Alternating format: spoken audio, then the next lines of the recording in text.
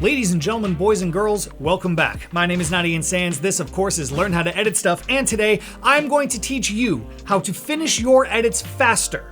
And that is a money-back guarantee. So for me, I always finish my edits very fast, and I get a lot of questions from you and from my coworkers and from my friends, and they're like, Ian, how do you finish edits so fast? And there are 3 key components to me finishing edits very fast, and I want to give those 3 key components to you so that you can finish your edits very fast. And that's why we're here. Are you subscribed, by the way? Are you subscribed to my channel? Click that subscribe button, drop a comment in the comment section below, leave a thumbs up if you like this content.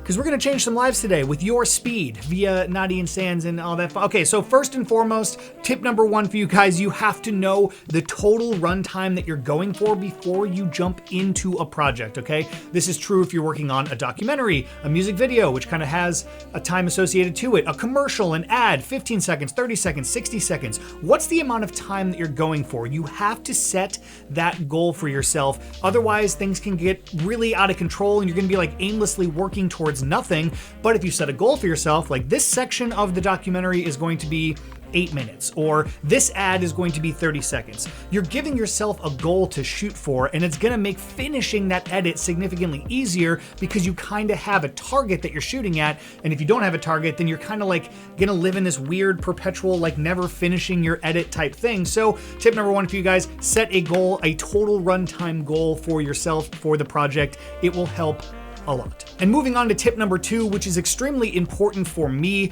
it's choosing your music early before you even start really editing, getting music that you know you want in your project figured out so that you can dictate the vibe and the emotion and most importantly, the pacing of your edit. If you're using a really fast dance track, your edit's gonna be paced quicker. If you're using a slow kind of like violin-y, like whatever sappy track, your edit pacing is gonna be much slower. So having music figured out early is gonna help you relate back to point number 1, which is figuring out your total runtime, and then having that music early on is gonna help dictate the pace of your edit, which is so important. So I did a video a very long time ago, I'll put the card somewhere up here on the screen, about pacing and why it's important in your edits. It's so important, and before you watch that video, I apologize. The production quality back then wasn't as good as it is now. I am having a hard time explaining this because it's not easy to explain. But hey, you know, we do what we can here at Learn How to Edit Stuff. Anyway, watch that video. It's all about pacing, but that is very important. And then also what is important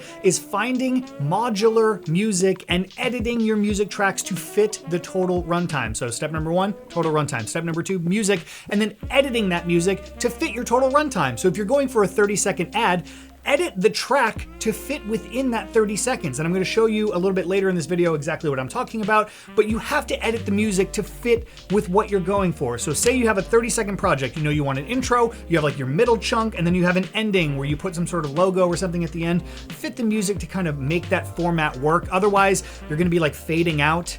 And oh God, that's horrible. And I've done some other tutorials. I put links in the video description about how to end any song using reverb on a track. There's a lot of little things that you can do, but mainly the takeaway that I want you to take away right now is that you should be editing your music track and then get your music in early because it's super important. And then right at the tail end of this, finding music that is modular, that you can kind of like rip apart stems. If you've seen any of my videos before, you know that I'm going to preach the gospel of epidemic sound, which allows you to go in and get multiple things out of a track. I can grab drum stems, bass stems, instrument stems, melody stems, and I can kind of like weave them all into my edit and drop out parts of the music, which actually does become a very helpful tool if you're trying to like really, you know, reprogram your track to work exactly the way that you want it to. And I'm a little bit biased because I've been DJing for a very long time. Music has been a huge part of my life, and I cannot stress enough the importance of music for your projects and also getting that in early. Because if you're putting in music after the fact, you've already edited something, the music is gonna like counteract your edit pacing. It's not gonna fit together the way that you need it to. So I'm preaching the gospel of music, Epidemic Sound. I'm a huge fan of. If you guys want a free month on me, use the Linktree link in the video description below, where you can get a free month to Epidemic Sound. I really like it. I hope that you really like it. Stems are great.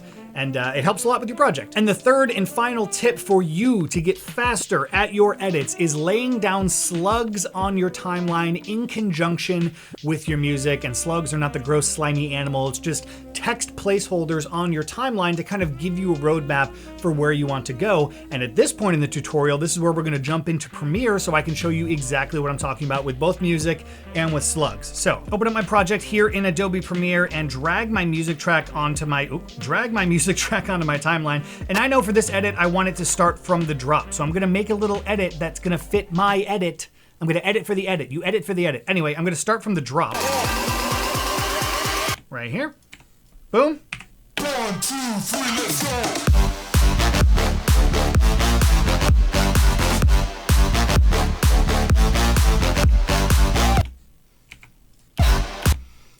And this is what I was talking about earlier about making an ending out of any song. I'm going to give you a mini tutorial inside the tutorial. So I'm going to Alt, click and drag onto audio track 2. I'm going to come up to my audio track mixer, tool down this little arrow over here, and then I'm going to add a reverb. You can add any reverb, but for me, I'm going to add the FabFilter Pro R onto track number 2. And I'm just going to turn this up to, I don't know, a lot, just so it's a big giant reverb tail. And then I'm going to have to put something kind of down here a little bit. Don't worry about that part. So now, ladies and gentlemen, I have a nice big reverb tail to end my song. Check it out. Wow. No fades. Don't ever fade out your music, okay? Can we make a tip 2.5A or something? Don't ever fade out your music. Come on. Do something cooler than that. Anyway, all right, so I've got the base foundation for my edit here. And now what I'm gonna do is under the graphics tab, which I've been in the whole time, is just click on this little text type tool and come down here on the timeline. And I'm gonna just start typing out the different shots that I want. So shot 1. You can keep it very, very simple. Don't forget to center it in your composition just to keep things nice and easy here. But basically, what you're gonna do is start segmenting out all of these text layers onto your timeline so you literally have building blocks of where your edit's gonna go. So I'm just gonna do this in real time so you can see my thought process here. Okay, so basically I've gone in and I've just used simple title cards to kind of pace out my edit to the music so I know rhythmically where everything is gonna be. And these are called slugs. They're just slugs down on your timeline, kind of letting anyone, especially yourself, kind of what's gonna go here. And now you can choose to be a little bit more detailed with your slugs. I'm just using generic shot 1, but if you know you're doing a food show or like a food commercial, you can say like cutting, slicing, julienning. You didn't think I was gonna say julienning, but basically you can be a little bit more detailed in your slugs than being super generic, especially if you're working with somebody else, a producer or something, and you just wanna get out like a timing cut or a rough cut. So you can be like, hey, here's the music direction that I'm thinking, here's kind of the shot selection and the pacing that I'm thinking, and it's gonna help a lot, right? Because if we watch this back, 1, 2, 3, let's go.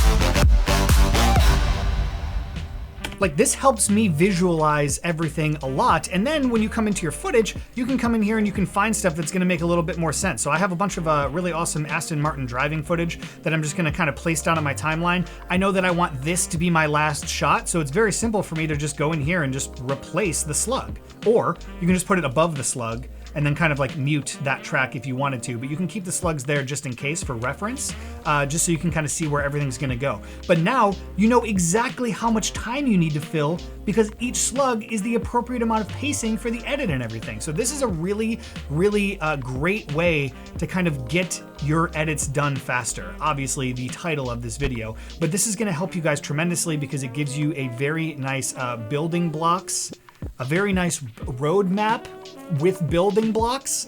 I kind of flubbed that one a little bit, but you get what I'm saying, right? So I'm not gonna finish this entire edit, but you can see kind of at the end here.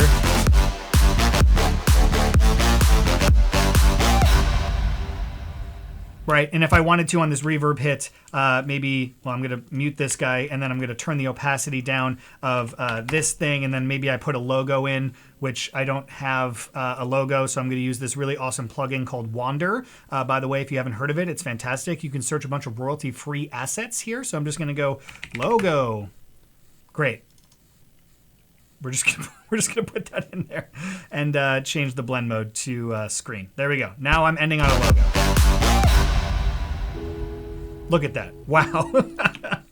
Okay, well, now we're getting a little bit into the woods, but basically having slugs down on your timeline is going to help you finish your edit very, very fast in conjunction with choosing your music early on, because that's going to help you dictate the pace and the emotional kind of construction of it, and the vibe and everything kind of revolves around the music, at least for me. And if it doesn't for you, you should try it sometime because it's going to help you finish edits faster. And then number one, we're going in reverse, knowing the total runtime you're going for before you jump into something. Is it a 15-second ad? Is it a 30-second ad? Do you need both? What kind of music changes do you need to make in order to hit those edits? So basically lay the foundation first and then go in and just start filling it all in. It's going to act like a puzzle. When you're looking at the puzzle box, it's easier to put the puzzle together. So make yourself a puzzle box.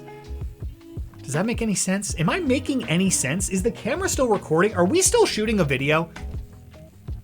You know, I never know anymore. Sometimes it's hard to tell. Anyway, well, I want to thank you from the bottom of my heart for watching this video. I really do appreciate it. If you haven't already subscribed to my channel, I would really appreciate it if you did it. It's free for you, and it, you know, gives me a little dopamine hit, makes me excited to keep making videos. So down below, you will find a bunch of stuff, including a subscribe button, which you should hit, a thumbs up button, which you should also hit, a comment section, which you should also drop a comment in. There's links in the video description to past videos. I put cards that probably aren't here anymore. There's a Linktree link down in the video description, which will give you access to that free trial of Epidemic Sound I was talking about. Some really awesome stuff from AE Juice and Envato Elements and crazy AI editing technology. And you can join my Discord and follow me on Instagram and TikTok. Everything you need is in the Linktree link, including past pieces of footage and assets that I've done in previous videos on Dropbox. So you can just go download high quality assets for free. And all I ask in return is that you subscribe to my channel.